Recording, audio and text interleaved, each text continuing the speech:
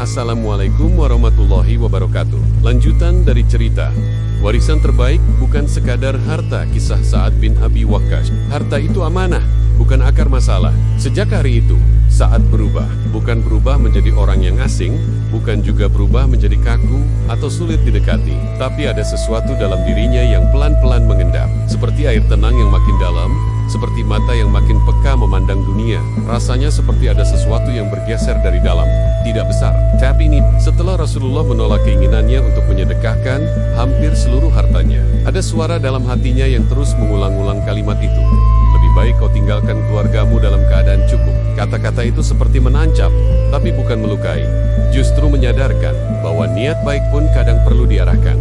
Bukan ditolak, tapi diluruskan. Sa'ad memang punya harta. Tidak sebanyak Utsman, tidak sebesar Abdurrahman bin Auf, tapi cukup, bahkan sangat cukup untuk membuat anak-anaknya hidup nyaman seumur hidup. Tapi dulu, di masa muda, Sa'ad tak pernah benar-benar peduli soal itu. Baginya, selama hartanya halal dan bisa digunakan untuk menolong orang lain, ia sudah merasa cukup. Tapi seiring bertambahnya usia, seiring tubuh mulai lemah, dan napas terasa lebih berat dari biasanya, ia sadar, semua yang dulu ia anggap sederhana, ternyata tidak sesederhana itu. Harta itu bukan cuma soal siapa yang memilikinya, tapi juga siapa yang nanti akan menanggungnya setelah pemiliknya pergi. Satu malam, setelah sholat Isya, ia duduk sendiri di teras rumahnya. Langit Madinah begitu gelap, tapi bintang-bintang bersinar terang. Ia melihat langit seperti sedang melihat dirinya sendiri sepi, tenang, tapi banyak yang belum selesai. Di tangannya ada sehelai kain lusuh yang biasa ia pakai sebagai catatan. Di sana tertulis nama-nama.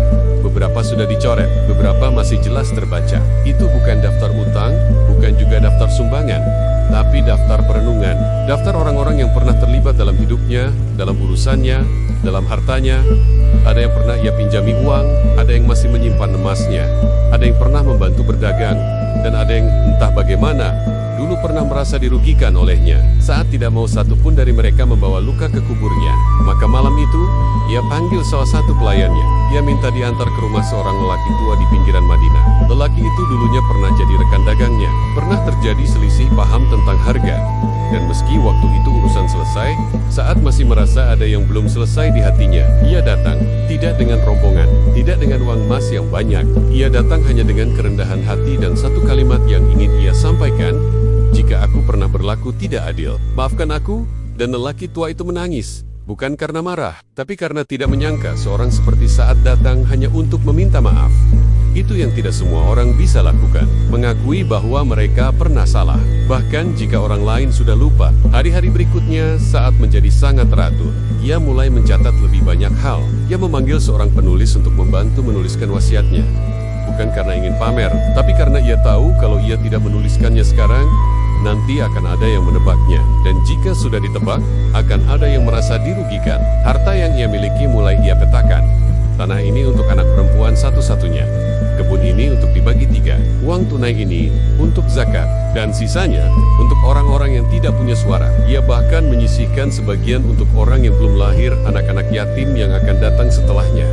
Ia bilang, aku tidak tahu siapa mereka, tapi aku tahu mereka akan butuh. Anak-anaknya awalnya bingung, mengapa ayah mereka yang dulu terkenal sebagai pejuang tangguh, kini begitu sibuk dengan tumpukan dokumen dan perhitungan. Tapi makin hari mereka paham, ayah mereka sedang menyiapkan jalan agar mereka tidak terjatuh setelah kepergiannya, agar mereka tidak sibuk saling tuduh dan saling curiga, agar mereka tidak terjebak dalam kisah-kisah warisan yang membuat keluarga pecah, saudara saling mendendam, dan rumah jadi dingin karena harta. Saat tidak mau itu terjadi, ia pernah melihat dengan matanya sendiri seorang sahabat wafat tanpa wasiat yang jelas, dan keluarganya bertahun-tahun hidup dalam perseteruan yang sepi tapi pedih. Ada satu siang yang tidak bisa dilupakan keluarganya. Saat duduk di ruang utama, dan semua anaknya ia panggil. Ia duduk tegak, meski tubuhnya lemah. Ia pandang satu persatu wajah mereka. Lalu dengan suara tenang, ia berkata, harta ini tidak akan kalian bawa mati, dan aku pun tidak. Tapi yang akan kalian bawa adalah apa yang kalian lakukan dengannya. Kalau kalian saling rebut, aku gagal sebagai ayah. Tapi kalau kalian saling berbagi, insya Allah, aku tenang. Tidak ada yang menjawab. Tapi semua tahu, itu bukan nasihat biasa. Itu wasiat yang datang dari hati yang sudah letih, tapi belum ingin menyerah. Saat tahu, dunia ini bukan tempat tinggal.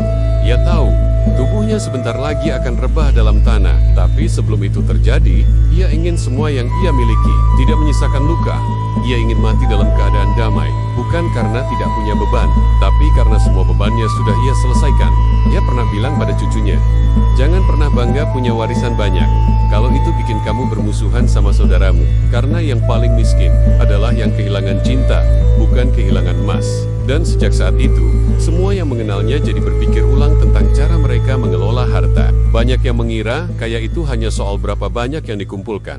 Tapi saat mengajarkan bahwa kaya itu soal berapa banyak yang bisa kamu tinggalkan, tanpa membuat orang lain saling menyakiti. Karena harta bisa jadi penyambung kasih atau pemutus silaturahmi. Semua tergantung pada bagaimana kamu mengelolanya hari ini. Dan warisan tidak akan pernah jadi berkah kalau yang diwariskan hanya angka tanpa akhlak. Maka di tahun-tahun terakhir hidupnya, saat tidak fokus pada memperbanyak harta, ia fokus pada memperbaiki arah. Ia tidak lagi mengejar keuntungan, tapi mengejar kejelasan. Ia tidak ingin meninggalkan tanah yang luas, tapi anak-anaknya saling diam selama bertahun-tahun. Ia lebih memilih meninggalkan sedikit, tapi cukup. Lebih memilih meninggalkan rumah sederhana, tapi penuh cinta. Dan ternyata, itu yang paling berharga. Karena setelah saat wafat, keluarganya tidak pernah berurusan di pengadilan. Tidak pernah saling sindir di depan umum. Mereka menjalani hidup tenang, karena ayah mereka sudah menyiapkan segalanya. Bukan hanya dengan uang, tapi dengan kebijaksanaan.